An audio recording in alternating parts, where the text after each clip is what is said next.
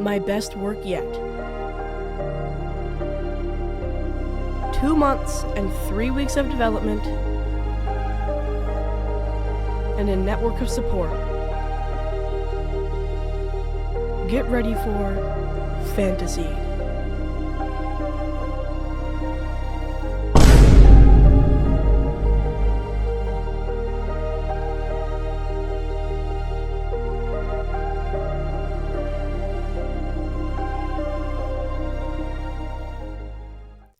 Howdy and hello, my name is Umi and I am proud to announce that's the full release of my greatest game yet. It's been a while, guys, but I hope as you play this, you'll understand the wait.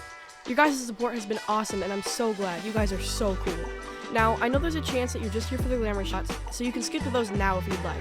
But if you're here for the real stuff, follow me to the land of FANTASEED for a full world tour. Now, if you guys watched the trailer or are familiar with any other content about this game, you'll know that this is kind of like the intro sequence. I wanted it to be a bit cinematic, but like, it's not everything I wanted it to be. You're supposed to like hop from this to this, but I'm really bad at it, to be honest. And then once you get there, you're like, oh my goodness, the twin torches, what a cool tavern bar thing. This is the hub for World 1. I personally, I'm biased, but I think it's really cool. Okay, so basically, there's these quest givers in case you don't have enough diamonds to, you know, like, oh my goodness, let's go to the field. Like, okay. Oh, that one doesn't work. What? That's disappointing. Anyway, you talk to this guy, you're like, deal! And he brings you to this forest area. And then you go over here, grab your golden apple, talk to this guy who you must have saw in the trailer, and you're like, okay, let's go now. Go back, and then you talk to him again. Boom, free emeralds. That's how I made the emerald recovery system. Holy, I forgot how rich I was. Let's just grab a couple of these. So, I'm gonna show you a basic gameplay loop and what this looks like. Gear up. Then you're gonna pick your class. Now, my personal favorite is the swordsman. Put all this stuff on. Now, you might be asking, what is the ominous trial key for? I'll show you that in a minute. Let me just... Oh, can't put it away. Oops. Okay. Do I need shield bearer? I probably should take it anyway. Okay. This is my favorite loadout. You get shield, sword, pretty well rounded. Alright. So this delay spawn egg is so that way you can quit a level. It only works in World 1 because I wanted World 2 to be a bit more of a challenge. But also it's just sort of an accessibility feature while you're getting, you know, used to the game. I'm personally not going to use this, but you guys can. Let's do... which level should I show you guys? I don't know, what's a good... I guess just the first one. This is Rotted Road. This is the first one I worked on back like, oh, it's been 3 months ago. It's pretty cool. I'll just show you some of the gameplay.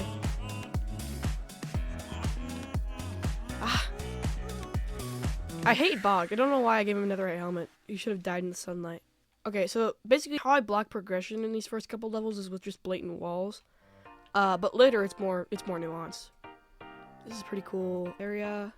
Here's this maze. This maze is supposed to be easy, but I accidentally made it legitimately pretty hard. Let's see if I can do this.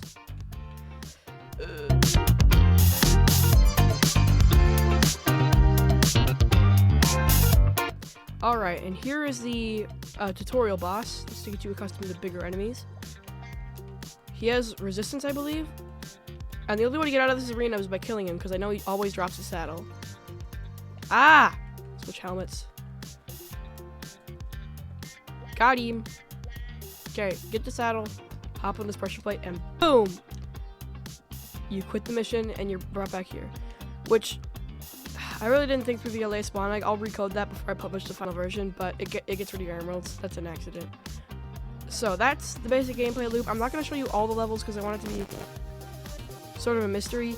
So, yeah, you guys can explore that for yourself. Anyway, let me show you World 2, my personal favorite one. Let's go over here. There's like this tear in reality in the wall, which I thought was a pretty cool detail. I really like the way I built this. Sign says World 2. You got all this like fracturing. Click this button. Boom. You unlock specialized gear and you get to this portal, which is brick built, or block built rather. But it actually does teleport you and has the same functionality as another portal. Now the way I did this is quite complicated, but the final product is so cool. See? Same functionality as another portal, but it's block built. Ah, that's my zombie villager. He's basically the system to make sure that you always teleport through because he hits you into the tripwire. So, this is World 2. It's a lot like World 1, just cooler because it's the Nether. The Nether! Sorry. Flint and steel. I don't know if that's outdated yet. This is the soul merchant. He'll trade you a human soul for 64 emeralds. Not sure why'd you do that. It's the only way to get emeralds in this world too. Just to let you know. You'll always come back, player. I know I will. You kinda have to. Okay. So your chat will get spammed with "You'll always come back, player," if you use him a lot, because it's pretty jank actually. I'm not very good at coding. All right, this is the second Barry the Barkeeper. He's actually the same guy in the lore, but here's where you respawn after finishing missions in this world. You see, you can take emeralds or take across the private emerald storage. All right, so when you talk to him, he'll ask you if you want to do gear or go back to World 1. So I'm going to click gear. Then, this is my favorite option I've added. Specialized gear allows you to customize what you get. So I'm going to get, a sword, shield, snowballs for some blazes. Let's take iron armor. Fire resistance for the blazes. And I don't need the sword. Let me just start.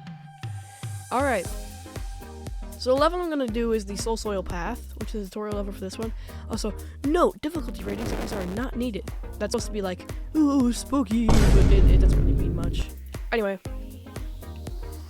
This one is, I wanted to experiment with the idea of you having to unlock gates with materials, which comes up later, especially in levels like Lost Path. And it gets really irritating, but it is a good gameplay loop, and to be honest, I'm kind of a lazy dev. Anyway, the reason I took fire resistance is because I'm bad at parkour and also blazes. So, let's just...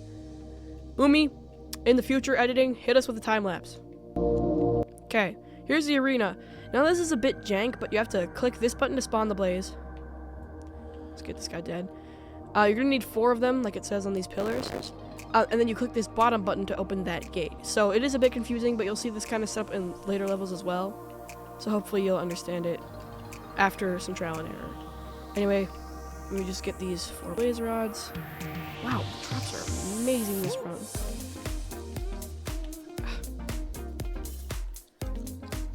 100% drop rate? That's awesome. Anyway, open this gate. Now, this little cheat that I made on purpose so that you can go to the gravel and skip a couple jumps. Wow, I'm hitting all these parkour jumps. Nice. Alright, this final room is intentionally a lot more difficult. Oh, see, that's why I need the fire resistance. So you'll summon in a magma cube. I didn't drop any cream. Drop the...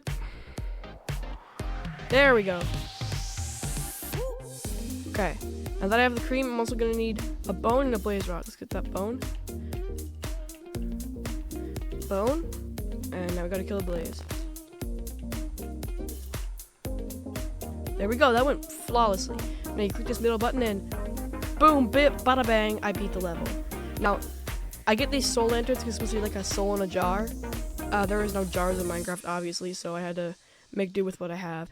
And basically, you can take these guys over to the soul merchant. Let me just get over there. Hit us with a time lapse. Ooh. Hit us with a time lapse, would you, Umi? Okay. Talk to him. Boom. Boom.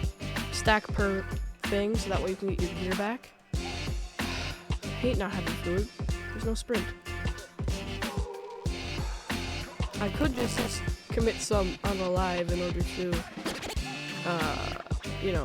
reset my health. I'm gonna do that now, actually. No, there is keep inventory on in this game. You might be like, what's the point? There's no game mode. You can just reset yourself.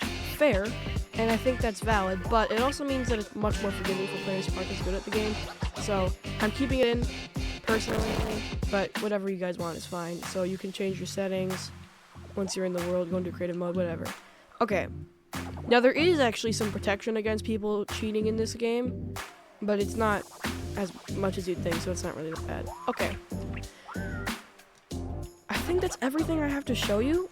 Ouch. So, give it a try. It works for Bedrock on PC specifically, which I know is a small amount, and not many of my player base will be able to actually play it, but it is there. It is available for download on Planet Minecraft after this video is uploaded at least, and I hope you guys will enjoy. So, if you enjoyed the video, please leave a like and subscribe, and this has been Umi, signing off after my greatest game yet. Goodbye.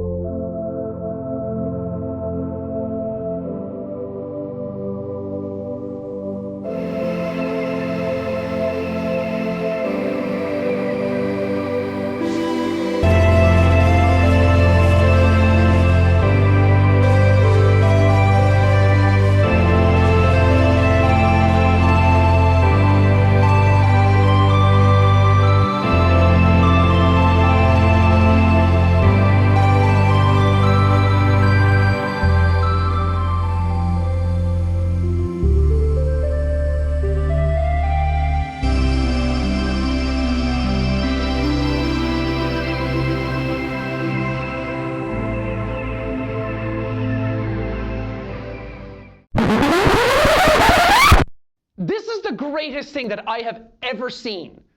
Out of everything that's on the internet, this is the best thing that has ever existed.